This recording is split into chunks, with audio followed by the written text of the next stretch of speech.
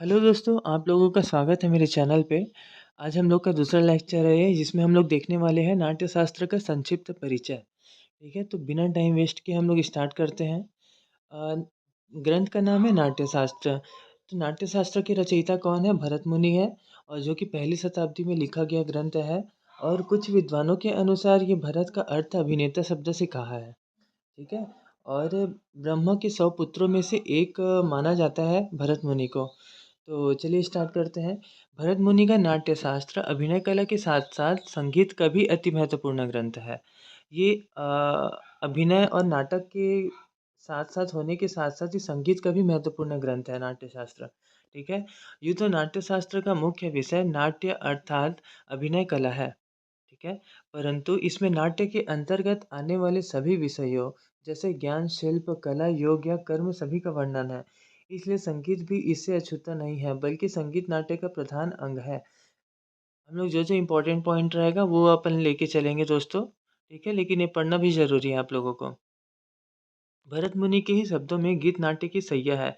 इस ग्रंथ में वर्णिक सिद्धांत व तकनीक आधुनिक प्रचलित नाटकों कुटियाट्टम, यक्षगानम, तेरुकुट्टू तथा श्रुति स्वर वाद्यवृंद, चतुर्विध वाद्य वर्गीकरण इत्यादि संगीत के परिभाषित शब्दों में आज भी हमारा मार्गदर्शन करते हैं।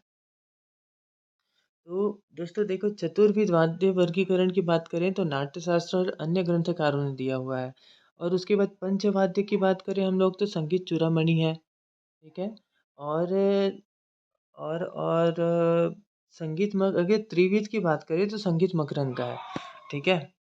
तो इस ग्रंथ का संक्षिप्त विषय सूची इस प्रकार है। तो देखिए, ये अध्याय तो दिया नहीं है, इसमें आगे मिलेगा हमको। नाट्यशास्त्र में अध्याय कितने होते हैं? 36 होते हैं। और अभिनव गुप्ता के अनुसार अगर अभिनव भारती में हम लोग देखेंगे तो 37 अध्याय माना गया है। ठीक है, तो आओ देखते हैं हम लोग। पहला अध्याय क्या है? नाट्यशास्त्र की उत्पत्ति के बारे में बताया है। और दूसरा अध्याय है मंडप विधान। ठीक है। और तीसरा अध्याय है रंग देवता पूजन, नाट्य मंडप के देवी देवताओं का पूजन। हमारे संगीत में मुख्य रूप से 28 से और 33 तक के अध्याय ही मेन है। बाकी हल्का हल्का आप लोग को ये देखना पड़ेगा। तो रंग देवता पूजन, नाट्य मंडप के देवी देवता का पूजन। और चौथा अध्याय में है तांडव लक्षण। पांचवा अध्याय में है पूर्व रंग का विधान। तो दोस्तों, और छठवा अध्याय में है रस अध्याय। ये बहुत ही इम्पोर्टेंट है। रस अध्याय का वर्णन कौन से रस का वर्णन कौन से अध्याय में दिया गया नाट्यशास्त्र की, ऐसा आता है। इस समय के यूजीसी नेट पे भी ये पूछा गया था, मैंने देखा है। और तो आप लोग आंसर क्या करेंगे? छठे अध्याय पे रस का वर्णन मिलता है। ठीक है। और सातवें पे भाव व्यंजक। अगर भाव व्यंजक की बात करें तो सातवें पे रस, छठवें पे और सातवें पे भाव। ठीक है। और फिर आठवां है उत्तम अंग अभिनय माथे के भाव। और आठवां है हस्त अभिनय हाथ की मुद्राएं। ठीक है। और 10वां है शरीर अभिनय शरीर की मुद्राएं। 11वां है चारी विधान हाथ पैरों का संचालन। मंडल का विधान वृत्ताकार गति 12वां अध्याय में है। उसके बाद 13वां अध्याय में क्या है? गति के प्रकार विभिन्न प्रकार की चाल चलने की मुद्राएं। 14वें पे कक्ष प्रवृत्ति मंच के विभिन्न विभाग। 15 पे छंद के विभाग। और 16वें पे वित्ती। ये उतना इम्पोर्टेंट नहीं है। और एक चीज़ और, ये वित्ती शब्द देखा तो याद आया मुझे। अगर हम सूत्र ग्रंथ की बात करें वैदिक काल में, तो सूत्र ग्रंथ में लय को वित्ती कहा जाता था। ठीक है। और रामायण काल में वही लय प्रमाण कहलाया। उसके बाद आगे चल के ये अभी वर्तमान में लय लय नाम से प्रचलित है। ठीक है। 17वें अध्याय पे देखते हैं लक्षण अलंकार विवेक पदों में अलंकार भाषा के विधान। 18वें पे और 19वें पे पद्य के विधान। 20वें पे 10 रूपक के विधान। 10 नाट्य प्रकार दिए हुए हैं इसमें। और 21 पे संधि के निरूपण। जो इम्पोर्टेंट पॉइंट होगा मैं आप लोग को बोल दूंगा, आप लोग पॉइंट कर लीजिएगा। ठीक है। और आप लोग अगर क्लास पे बैठ रहे हैं तो एक कॉपी लेके बैठे, जो इम्पोर्टेंट लगेगा वो आप लोग लिख लें। बहुत हेल्प करेगा ये आप लोगों की। ठीक है। तो हम लोग का थे 22वें पे वित्ती के विकल्प। और 23वां पे आएगा आहार्य अभिनय। 24वां पे आएगा सामान्य अभिनय। 25वां अध्याय है गणिका का। और 26वां अध्याय है चित्र अभिनय। 27 पे है सिद्धि व्यंजक। और 28 पे अब आ जाते हैं हमारे संगीत के टॉपिक पे। ये बहुत ही इम्पोर्टेंट है। 28 अध्याय में क्या दिया हुआ है दोस्तों, देखो जाति के विकल्प मतलब ग्राम, मूर्छना, श्रुति, स्वर, तान ये सब के बारे में दिया हुआ है 28वें अध्याय में। उसके बाद 29वें अध्याय में तत् आतोद्य के विधान दिए गए हैं, निर्गीत, वर्ण, अलंकार, जाति, रस। ये आप लोग को बहुत अच्छे तरीके से याद रखना पड़ेगा। और 30वें अध्याय पे सुशिर आतोद्य के लक्षण। दोस्तों सीधा-सीधा पूछता है ये कि 29वें अध्याय या फिर तत् आतोद्य के विधान कौन से अध्याय में दिए गए नाट्यशास्त्र के? तो आप लोग को सीधा आंसर करना है 29वें अध्याय पे, सॉरी, ठीक है? और आप लोग कमेंट बॉक्स पे बताएँ सुशिर वाद्यों का वर्णन कौन से अध्याय में दिए गए हैं नाट्यशास्त्रों के, ठीक है? फिर हम लोग देखते हैं 31वां घन आतोद्य के लक्षण, ठीक है? घन आतुल्य के लक्षण इसमें दिए हुए हैं। 32वें पे ध्रुव के विधान, ध्रुव का वर्णन 32वें अध्याय में दिया गया है। और 33वें अध्याय में गुण गायक के गुण दोष का वर्णन दिया गया है। और 34वें अध्याय में औनद्य वाद्य का वर्णन दिया गया है, ठीक है।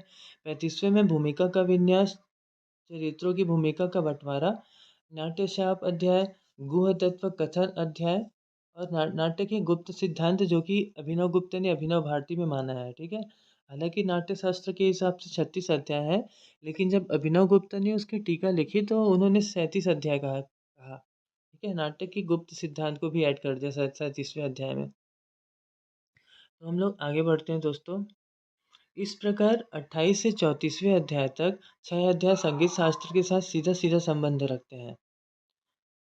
कुछ ग्रंथ में 28 से 33 दिया होता है और कुछ में इसमें दिया हुआ है 28 से 34। तो आप लोग को आंसर 28 से 33 ही लगाना है एग्जाम में। अगर वो ऑप्शन ना हो तो इसको एक बार हम ले सकते हैं, ठीक है। इनमें से भी 28वां और 29वां ये दो अध्याय बहुत ही महत्व के हैं, क्योंकि स्वर, श्रुति, ग्राम इत्यादि मौलिक विषयों का प्रतिपादन इन्हीं दो में किया गया है।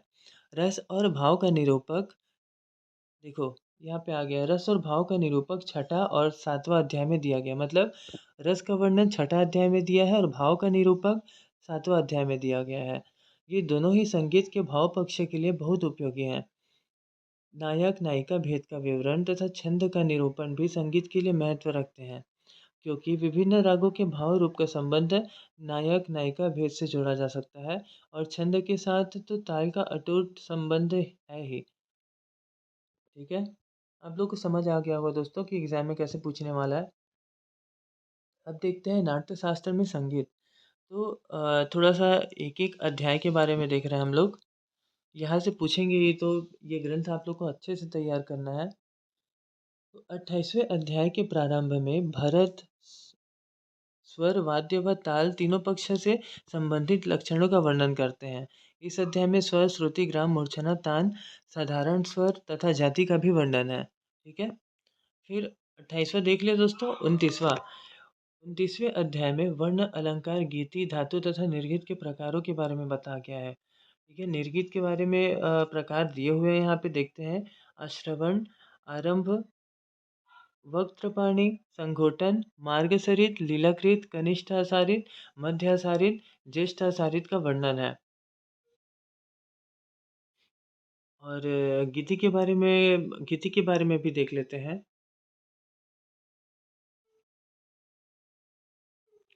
तो अब देखते हैं हम लोग आगे।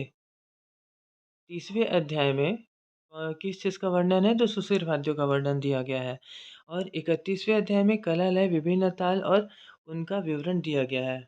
मतलब इसको हम बोल सकते हैं, ताल वाद्यों के बारे में बोल सकते हैं दोस्तों हम लोग, ठीक है। और ऊपर हम लोग गीति को छोड़ दिए थे ना। तो देखो गीति की बात करें तो सारंगदेव में 5 गीतियाँ दी गई है और बृहददेशी मतंग मुनि के उसमें 7 गीतियाँ दी गई है भाषा और विभाषा को ऐड करके, ठीक है। अभी इतना देखते हैं, फिर गीति टॉपिक पे हम लोग ये चीज़ कवर करने वाले हैं। फिर आता है 31वां अध्याय। 31वां अभी देखिए, ताल वाद्यों का वर्णन दिया गया है। इसमें गीतक के प्रकार हैं, 14 गीतक होते हैं दोस्तों।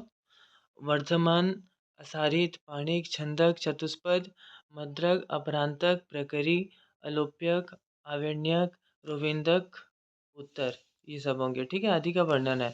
काल, लय, ताल के प्रकार चतुस्र त्रयस्य इत्यादि यति पाणी का भी वर्णन किया गया है। किसमें? 31वें अध्याय में। बहुत ही इंपॉर्टेंट है, याद रखना पड़ेगा आप लोग को।